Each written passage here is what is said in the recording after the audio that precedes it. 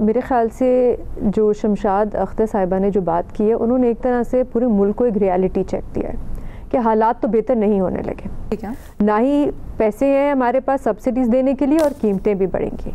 अब इन हालात में, अब जैसे खुर्रम साहब भी बात कर रहे थे कि देखिए, अगर हुकूमत की मजबूरी है और आपने बिजली की कीमतें बढ़ानी है तो आवाम को कोई ऑल्टरनेटिव तो देना। ऑल्टरनेटिव क्या है? सोलर। और सोलर इतना महंगा है लीना कि वो हम भी नहीं अफोर्ड कर सकते, कोई अफोर्ड नहीं कर सकता। पहले एक ज़माने में, अभी कुछ महीने पहले हमें कहा जा रहा था कि बैंक्स जो हैं वो लोन देंगे सोलर के, लेकिन वो भी बहुत कम बैंक्स हैं जो लोन देने के लिए तैयार हैं।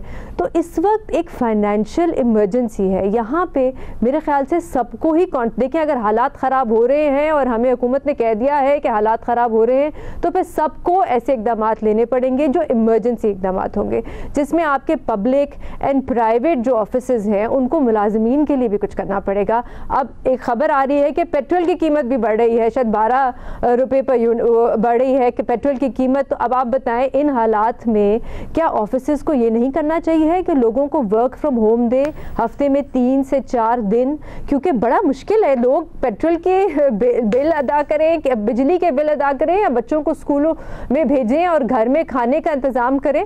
तो इन हालात में हम पूरी, मेरे ख्याल से जो वर्किंग एनवायरनमेंट है इस मुल्क की, उसको बदलना बहुत ज़रूरी है। हम भूल जाते हैं हम एक क्लाइमेट वनरेबल मुल्क है।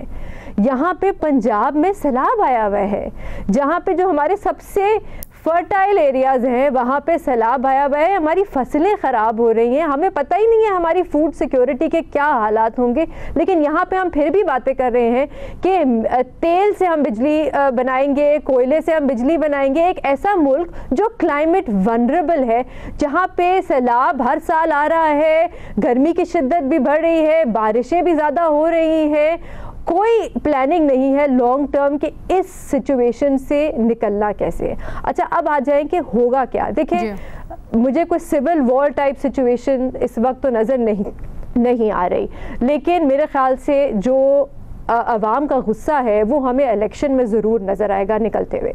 मेरा नहीं ख्याल है, ख़ास तौर पे ये जो पीडीएम की हुकूमत है, क्योंकि आज मैं बीबीसी उर्दू का एक आर्टिकल पढ़ी थी तो उसमें लिखा हुआ था कि पीडीएम के दौर में 100 गुना इजाफा हुआ है बिजली की कीमत में। अब इसको पढ़ने के बाद आपको समझ आती है कि मुस्लिम लीग नून जो है वो जल्द से जल्द इंतखाबात क्यों नहीं चाहती। वो चाहते हैं कि वक्त हो उनकी हुकूमत में और अगले इंतखाबात में शायद लोग भूल जाएं कि उनकी कारकर्दगी क्या थी। तो इन हालात में मेरे ख्याल से सियासतदानों के लिए बड़ा मुश्किल होगा कि वो अपने हलकों में जाके इंतखाबी मुहिम चलाएं। इसकी हमने थोड़ी सी झलक पिछले इलेक्शन में भी देखी थी। लोग जो थे अपने फ़ोन लेके वीडियोज़ बनाते थे, पीछे जाते थे सियासतदानों के साथ कि देखें हालात क्या है।